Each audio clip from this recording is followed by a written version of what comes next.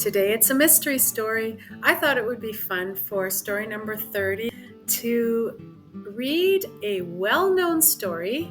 You've certainly heard of it, but I will not say the title nor the author. I will read the story completely and tell me how many seconds it takes until you figure out which story it is at the very end. Of course, I will say what the story name is and the author, but not now. And there will also be illustrations along the way, as usual, because that's what I do. Here we go. The Mystery Story by an author. $1.87. That was all, and 60 cents of it was in pennies. Pennies saved 1 and 2 at a time by bulldozing the grocer and the vegetable man and the butcher until one's cheeks burned with the silent imputation of parsimony that such close dealing implied. 3 times Della counted it, $1.87. And the next day would be Christmas. There was clearly nothing to do but flop down on the shabby little couch and howl, so Della did it, which instigates the moral reflection that life is made up of sobs, sniffles, and smiles, with sniffles predominating. While the mistress of the home is gradually subsiding from the first stage to the second, take a look at the home. A furnished flat at $8 per week. It did not exactly beggar description, but it certainly had that word on the lookout for the mendicancy squad. In the vestibule below was a letterbox into which no letter would go, and an electric button from which no mortal finger could coax a ring. Also, appertaining thereunto was a card bearing the name Mr. James Dillingham Young. The Dillingham had been flung to the breeze during a former period of prosperity when its possessor was being paid $30 per week. Now, when the income was shrunk to $20, the letters of Dillingham look blurred, as though they were thinking seriously of contracting to a modest and unassuming D. But whenever Mr. James Dillingham Young came home and reached his flat above, he was called Jim and greatly hugged by Mrs. James Dillingham Young, already introduced to you as Della, which is all very good. Della finished her cry and attended to her cheeks with the powder rag. She stood by the window and looked out dully at the gray cat, walking a gray fence in a gray backyard. Tomorrow would be Christmas Day, and she had only $1.87 with which to buy Jim a present. She had been saving every penny she could for months, with this result. $20 a week doesn't go far. Expenses had been greater than she had calculated. They always are. Only $1.87 to buy a present for Jim. Her Jim.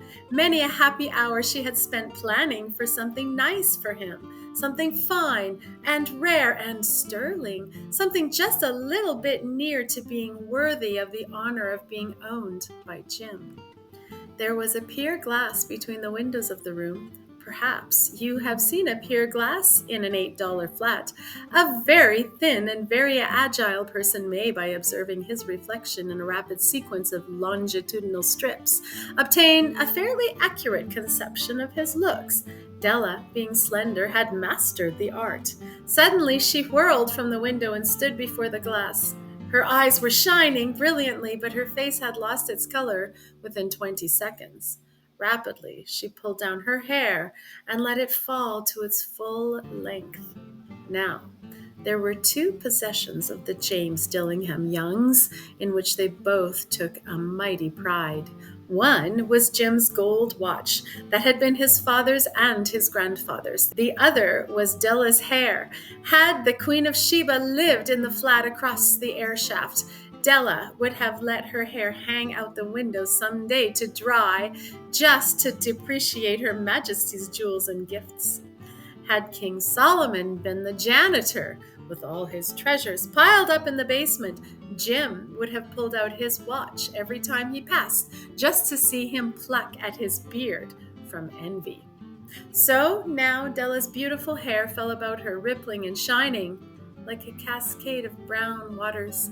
It reached below her knee and made itself almost a garment for her. And then she did it up again, nervously and quickly. Once she faltered for a minute and stood still while a tear or two splashed on the worn red carpet. On went her old brown jacket. On went her old brown hat. With a whirl of skirts and with the brilliant sparkle still in her eyes, she fluttered out of the door and down the stairs to the street. Where she stopped, the sign read, Madame Sofronie, hair goods of all kinds. One flight up, Della ran and collected herself, panting. Madame, large, too white, chilly, hardly looked the Sofronie.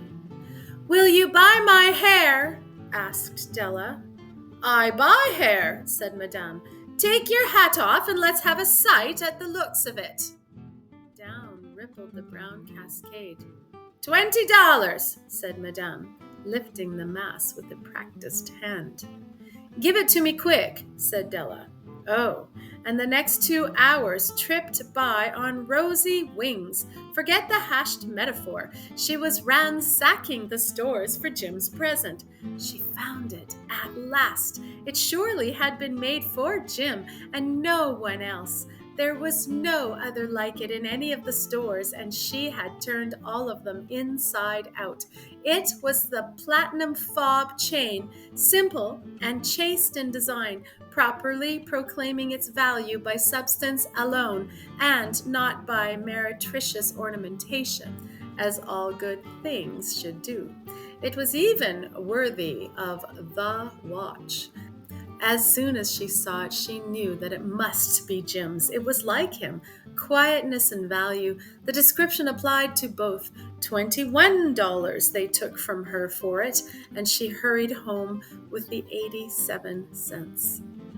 With that chain on his watch, Jim might be properly anxious about the time in any company.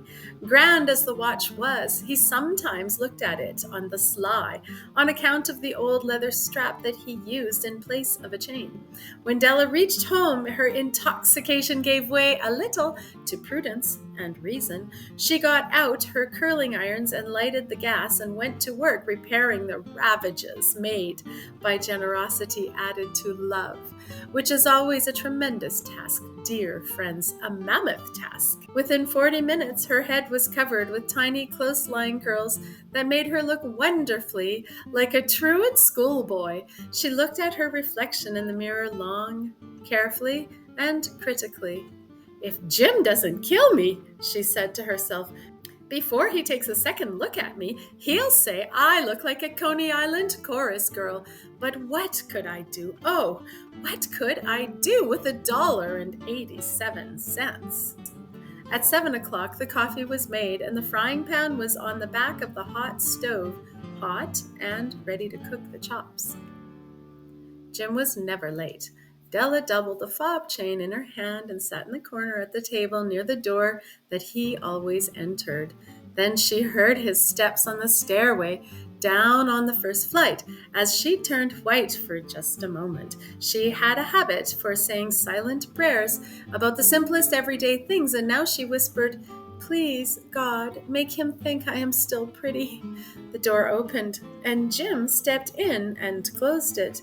He looked thin and very serious. Poor fellow, he was only 22, and to be burdened with a family.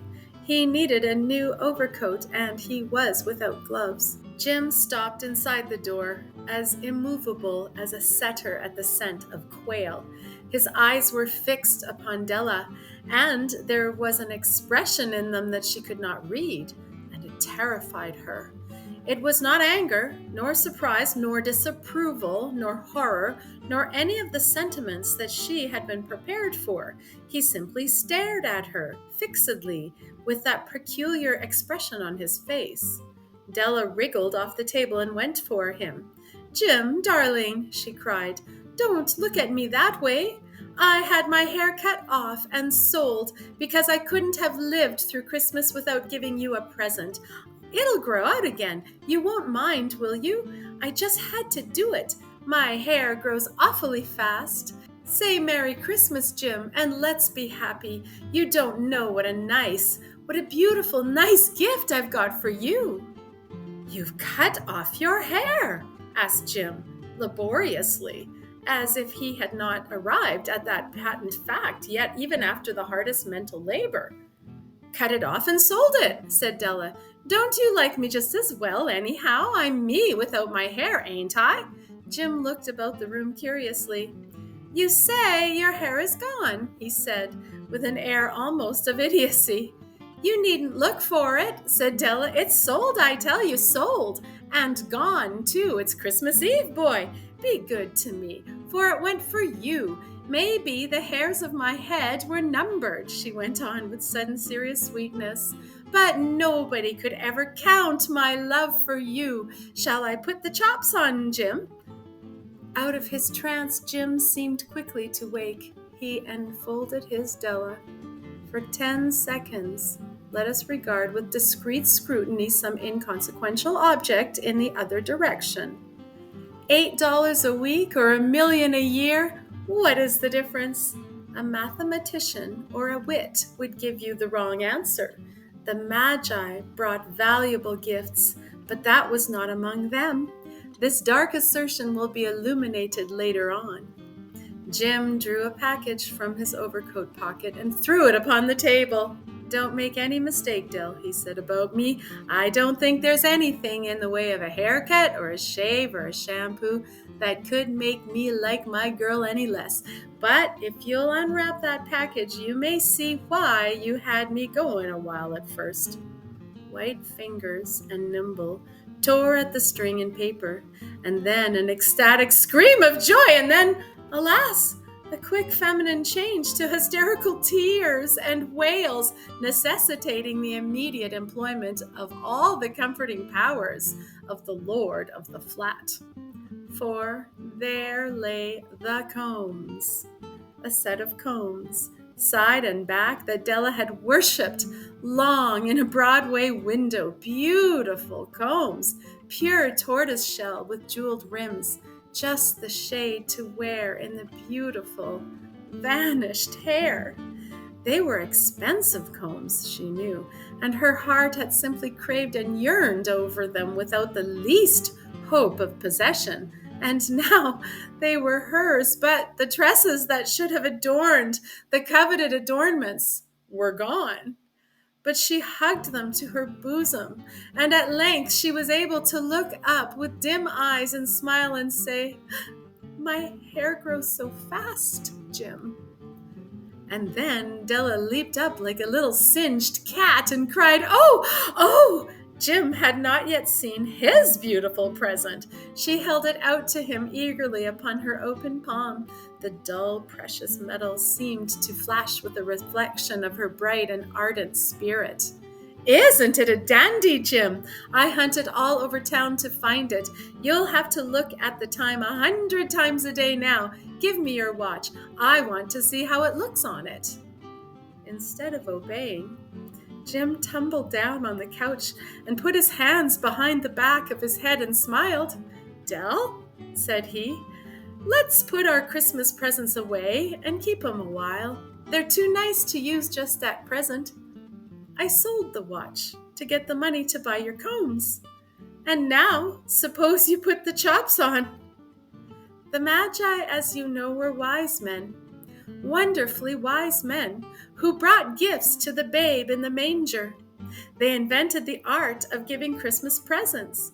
Being wise, their gifts were no doubt wise ones, possibly bearing the privilege of exchange in case of duplication. And here I have lamely related to you the uneventful chronicle of two foolish children in a flat, who most unwisely sacrificed for each other the greatest treasures of their house.